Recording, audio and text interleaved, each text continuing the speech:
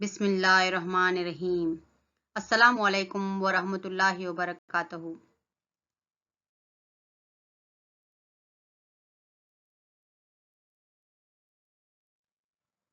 फिर से आपका इस्तकबाल है digital social science YouTube channel पर। Myself am Rukhsana, assistant teacher of Ghalib high school Bellary. चलो बच्चों, आज हम लोग क्विज खेलते हैं जो कि हिंदुस्तान के मसाइल और इनके हल के तदाबीर।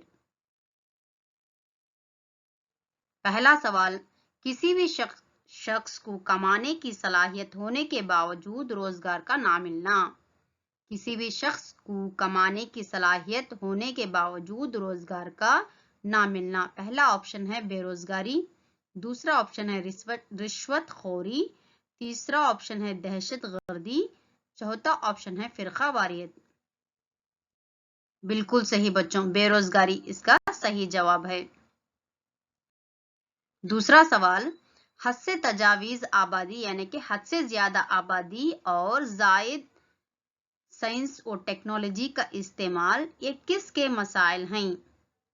पहला ऑप्शन बेरोजगारी, दूसरा फिरका वारियत, तीसरा रिश्वतखोरी, चौथा ऑप्शन जो है दहशतगर्दी। बिल्कुल सही बच्चों, बेरोजगारी के ये मसाइल हैं। हद से ज्यादा आबादी और जायद साइंस और टेक्नोलॉजी का इस्तेमाल क्या है, ये बेरोजगारी के मसाइल हैं। तीसरे सवाल की तरफ चलते हैं बच्चों। इनफरादी और शख्सी फायदे के लिए उसूलों और खवानीन का गलत इस्तेमाल। पहला ऑप्शन है दहशतगर्दी, दूसरा जो है रिश्वतखोरी, तीसरा जो है गैर मसावत, चौथा जो है कॉरपोरेटर टेक्नोलॉजी। सही जवाब बच्चों, रिश्वतखोरी जो है सही जवाब है। इनफरादी और शख्सी फायदे के उसूलों और खवानीन का गलत इस्तेमाल क्या है, रिश्वतखोरी कहलाता है। चौथा सवाल, लोकपाल लोकायुक्ता जैसे इदारे किस मसाइल को काबू करते हैं। पहला ऑप्शन है गैर मसावत, दूसरा ऑप्शन रिश्वतखोरी, तीसरा जो है दहशतगर्दी और चौथा जो है ऑप्शन कारपोरेटर टेक्नोलॉजी। बिल्कुल सही बच्चों, रिश्वतखोरी जो है इसके लिए, इस मसाइल को रोकने के लिए, काबू करने के लिए लोकपाल और लोकायुक्ता जैसे इदारे जो है कायम किए गए हैं। सवाल नंबर 5। अब औरतों के लिए सियासत में मकामी इदारों में कितने फीसद नुमाइंदगी को महफूज किया गया है। पहला ऑप्शन 1/4, 1/4वां हिस्सा, दूसरा ऑप्शन जो है 1/2वां हिस्सा, तीसरा ऑप्शन जो है 1/3वां हिस्सा और चौथा ऑप्शन है 2/3वां हिस्सा। बिल्कुल सही बच्चों, 1/3% जो है नुमाइंदगी को महफूज किया गया है। मुकामी इदारों में 1/3% नुमाइंदगी को महफूज किया गया है। छठवां सवाल, हिंदुस्तान के दस्तूर में कौन से आर्टिकल में कर्नाटक के पिछड़े इलाकों को मखसूस मकाम का दर्जा दिया गया है। पहला ऑप्शन जो है आर्टिकल 370J, 370J, दूसरा ऑप्शन जो है आर्टिकल 372J, थर्ड ऑप्शन जो है आर्टिकल 371J और चौथा ऑप्शन जो है आर्टिकल 373J। बिल्कुल सही बच्चों, आर्टिकल 371J जो है हिंदुस्तान के दस्तूर में कर्नाटक के पिछड़े इलाकों को मखसूस मकाम का दर्जा दिया गया है। नेक्स्ट सवाल, वो कौन सा मसला है डर और खौफ का माहौल पैदा करता है। कौन सा मसला जो कि डर और खौफ का माहौल पैदा करता है। पहला मसला जो है फिरका वारियत, दूसरा जो है ऑप्शन बेरोजगारी, तीसरा जो है रिश्वतखोरी, चौथा जो है दहशतगर्दी। बिल्कुल सही बच्चों, दहशतगर्दी जो है डर और खौफ का माहौल पैदा करता है।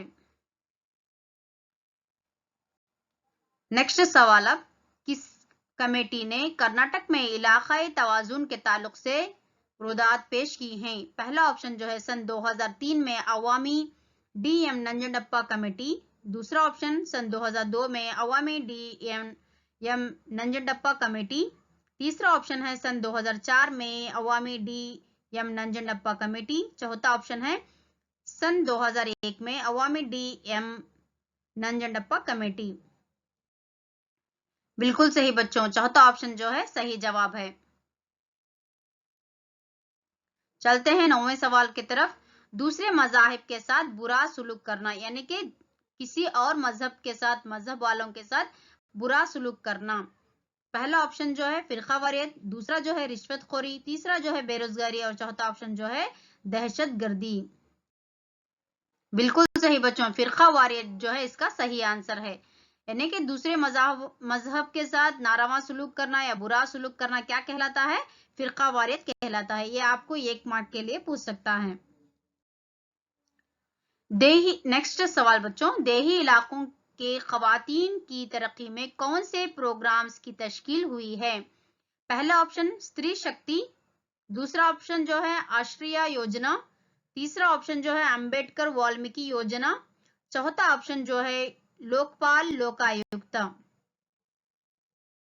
बिल्कुल सही बच्चों, स्त्री शक्ति प्रोग्राम जो है देही इलाकों के खवातीन की तरक्की के लिए ये तश्कील किया गया है। चलते हैं दूसरे सवाल की तरफ बच्चों।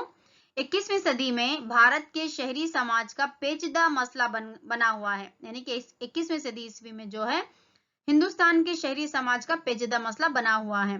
पहला ऑप्शन जो है दहशतगर्दी, दूसरा जो है कॉर्पोरेटेड टेक्नोलॉजी, तीसरा जो है रिश्वतखोरी, चौथा ऑप्शन जो है बेरोजगारी। बिल्कुल सही बच्चों, कॉर्पोरेटेड टेक्नोलॉजी जो है भारत की शहरी समाज का पेचीदा मसला बना हुआ है।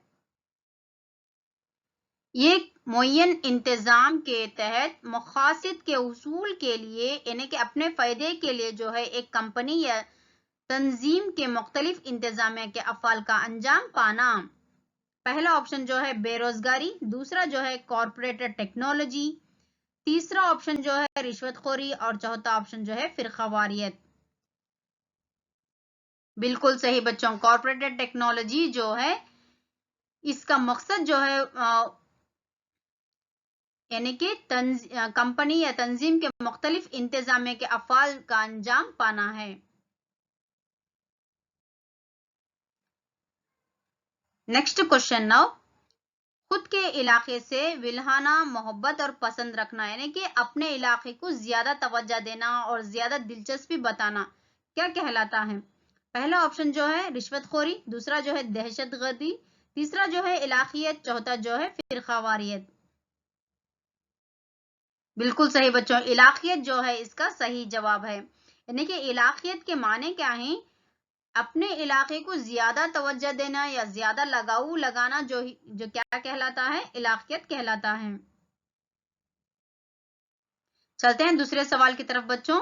हिंदुस्तान की 2011 की मरदमशुमारी के मुताबिक सतह गुर्बत का औसत कितनी है? यानी कि 2011 के सेंसस के मुताबिक जो है गुर्बत का औसत जो है कितने फीसद था बोल के बताया जा रहा है, क्वेश्चन पूछा जा रहा है आपको। पहला ऑप्शन जो है 19.9%, दूसरा ऑप्शन रहा आपके सामने 17.9%, तीसरा ऑप्शन है 21.9% और चौथा ऑप्शन जो है 23.9%। बिल्कुल सही बच्चों, 21.9% जो है गुर्बत का औसत था। कब ये? 2011 के मरदमशुमारी के मुताबिक। नेक्स्ट क्वेश्चन नाउ, मुल्क के इत्तेहाद और एकजहती के लिए सबसे बड़ा चैलेंज बन गया है। पहला ऑप्शन जो है दहशतगर्दी, दूसरा जो है बेरोजगारी, तीसरा जो है रिश्वतखोरी और चौथा जो है फिरकावारियत। बिल्कुल सही बच्चों, फिरकावारियत। यानी फिरकावारियत होने की वजह से क्या हो रहा है? यहाँ पर मुल्क के इत्तेहाद और एकजहती में एक चैलेंज सा बन गया है। चलो बच्चों, ये आखिरी सवाल है आपका। यहाँ पर दहशतगर्दों ने मुंबई के ताज होटल पर कब हमला किया? आपको यहाँ पर डेट बताना है। पहला ऑप्शन है नवंबर 26, 2005, दूसरा ऑप्शन है नवंबर 26, 2004, तीसरा ऑप्शन है 26 नवंबर 2006 और चौथा ऑप्शन रहा आपके पास यहाँ पर 26 नवंबर 2007। बिल्कुल सही बच्चों, 26 नवंबर 2007 में जो है दहशतगर्दों ने मुंबई के ताज होटल पर अटैक किया गया था। अल्लाह हाफिज। अपना ख्याल रखिए, बाहर मत जाइए, जब ज़रूरत हो तभी जाइए, डबल मास्क पहनिए, एहतियात बरतिए। बहुत सारा कोरोना जो है हर जगह फैला हुआ है। जितना आप घर में रहेंगे, सेफ से रहेंगे। अल्लाह हाफ़िज़।